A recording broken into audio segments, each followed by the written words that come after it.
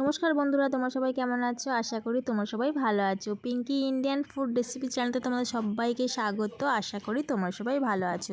বেশ অনেক দিনের পর তোমাদের মাঝে চলে এলাম নতুন একটা রেসিপি নিয়ে। তো বন্ধুরা, আজকে তোমাদের সাথে শেয়ার করব খাস্তা চিকেন সিঙ্গারা। তো খাস্তা চিকেন সিঙ্গারা বানানোর জন্য আমি এখানে আজকে আটা ইউজ করেছি। তো আমি এখানে হাফ কেজি আটা নিয়েছি। তোমরা চাইলে কিন্তু বন্ধুরা এখানে ময়দা ইউজ করতে পারো। তো আমি এখানে প্রথমে নিয়ে নিয়েছি স্বাদ অনুযায়ী নুন আর একটু বেকিং সোডা হাফ চামচ, আর নিয়ে নিয়েছি হাফ কাপ সাদা তেল। দিয়ে ভালো করে শুকনো উপকরণটা ভালো করে হাত দিয়ে আগে মেখে নিয়েছিলাম। তারপর ঠান্ডা জল দিয়ে ভালো করে এরকম মেখে আমি একটা সাইডে সরিয়ে রেখে দেবো। তো সরিয়ে রেখে দিয়েছি ঢাকা দিয়ে। তো বন্ধুরা, এখন আমি সিঙ্গারার পুরটা বানিয়ে নেব। তো কড়াইতে প্রথমে অল্প করে সাদা তেল দিয়ে দিয়েছি আর দুটো তেজপাতা দিয়ে দিয়েছি আর দিয়ে দিয়েছি কুচিয়ে রাখা পেঁয়াজ, একটা বড় কুচিয়ে রাখা পেঁয়াজ দিয়েছি, রসুনের কুচি দিয়েছি, রসুন কুচি দিয়েছি, আদা কুচি দিয়েছি, দিয়ে একটু ভালো করে একটু ভেজে নিয়েছি লাল লাল করে। তারপর একসাথেই টমেটো কুচি আর লাল লঙ্কার কুচি দিয়ে দিয়েছি। তারপর একটু নাড়াচাড়া করে নেওয়ার পরে নুন হলুদ দিয়ে মাখিয়ে রাখা চিকেনের টুকরো, সলিড চিকেনের টুকরো কোনো রকম হাড় নেই, তো সেই চিকেনের টুকরোগুলো আমি দিয়ে দিয়েছি। তারপর হাফ সিদ্ধ করে রাখা আলু দিয়ে দিলাম। তারপর দিয়ে দিয়েছি স্বাদ অনুযায়ী নুন, হলুদ গুঁড়ো, লাল লঙ্কার গুঁড়ো, আদা বাটা আর জিরে বাটা একসঙ্গে দিয়ে দিয়েছি। সবগুলো উপকরণ দেওয়া হয়ে গেছে। আমি একটু হালকা করে নাড়িয়ে চাড়িয়ে কষিয়ে নেব। তো হালকা করে নাড়িয়ে চাড়িয়ে কষিয়ে আমি 5 মিনিটের জন্য ঢাকা দিয়ে দিয়েছিলাম। তো ঢাকাটা আমি এখন খুলে নিলাম 5 মিনিট পর। তারপর আমি দিয়ে দিয়েছি বড় একটা ক্যাপসিকামের টুকরো, আমি দিয়ে দিলাম ছোটো ছোটো করে টুকরো করে রাখা। তারপর দিয়ে দিয়েছিলাম হাফ চামচ গোলমরিচের গুঁড়ো, গরম মশলার গুঁড়ো হাফ চামচ। দেওয়ার পরে ভালো করে নাড়িয়ে চাড়িয়ে আমি এখন ভালো করে কষিয়ে নেব। এইভাবেই নাড়িয়ে চাড়িয়ে আমি কিন্তু সিঙ্গারার পুরটা তৈরি করে নেব। তো প্রথম থেকেই কিন্তু গ্যাসটা কমানো ছিল, কোনো রকম বাড়ানো হয়নি আর কোনো রকম জল ইউজ করা হয়নি। তো এখন আমি আলুগুলোকে একটু ভেঙে ভেঙে দিচ্ছিলাম আর চিকেনটাকে একটু ভালো করে ভেঙে ভেঙে দিচ্ছিলাম, যাতে পুরটা একটু আঠালো ভাব হয়।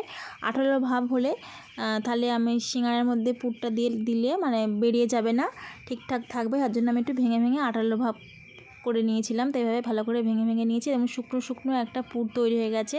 তো এখন কিন্তু আমার সিঙ্গারার পুরটা কিন্তু একেবারেই রেডি। তো একটু ঠান্ডা করার জন্য রেখে দেবো। সিঙ্গারার পুরটা কিন্তু ঠান্ডা হয়ে গেছে। তো আমি এখন সিঙ্গারাগুলোকে বানিয়ে নেব। তো আমি যে আটাটা মেখে রেখেছিলাম সেখান থেকে আমি ছোটো ছোটো করে লেচি কেটে নিয়েছি, পুরো রুটির মতন লেচি কেটে নিয়েছি আর এরকম রুটির মতন বেলে নিয়েছি। আর বেলে নিয়েছি আর এরকম ছুরি দিয়ে মানে ছুরির সাহায্যে আমি এরকমভাবে একটু কেটে নেব দু সাইডে। তো আমার একটা সাইড কাটা হয়ে গেছে আর এই সাইডে কেটে নেব। এভাবে কেটে নেব, নেওয়ার পরে আমি মাছ বরাবর পুরটা দেবো, মানে চিকেনের পুরটা দেবো। দেওয়ার পরে আমি ভালো করে মুড়ে দেবো। তো আমি এখন কেটে নিয়েছি, দেখতেই পাচ্ছ দু সাইডে একটু পাপড়ির মতন কেটে নিয়েছি আর মাঝখানটাতে আমি এখন চিকেনের পুরটা দিয়ে দিলাম, দেখতেই পাচ্ছ। প্রথমে একটা আমি তোমাদেরকে করে দেখিয়ে দিচ্ছি। তো এইভাবেই আমি চিকেনের পুরটা দেওয়ার পর এভাবে আমি মুড়ে দেবো। একটা করে পাপড়ি এদিকে দিয়ে দেবো, একটা করে পাপড়ি ওইদিকে দিয়ে দেবো, মানে বিরিয়ানির মতন করে নেব। দেখতেই পাচ্ছ কত সুন্দর একটা ডিজাইন হয়ে যাচ্ছে। তো তোমরা চাইলে বন্ধুরা কিন্তু এরকম ঝটপট কিন্তু বাড়িতে বানিয়ে ফেলো। তো আমি তো এরকমই প্রথমেই বানালাম, এরকম ডিজাইনের সিঙ্গারা কখনো বানাইনি বা এরকম ডিজাইনের কখনো খাবার তৈরি করিনি। আমি কিন্তু একটা সিঙ্গারা বানিয়ে ফেলেছি, দেখতেই পাচ্ছ ডিজাইন করা। তো তোমরা চাইলে কিন্তু চটপট বানিয়ে ফেলতে পারো। তো আমি আরও একটা তোমাদেরকে দেখিয়ে দিচ্ছি। তো অল্প একটু সাদা তেল দিয়ে আমি কিন্তু রুটির মতন বেলে নিলাম আবার, আর দু সাইডে কিন্তু এভাবে আবার পাপড়ির মতন কেটে নিলাম।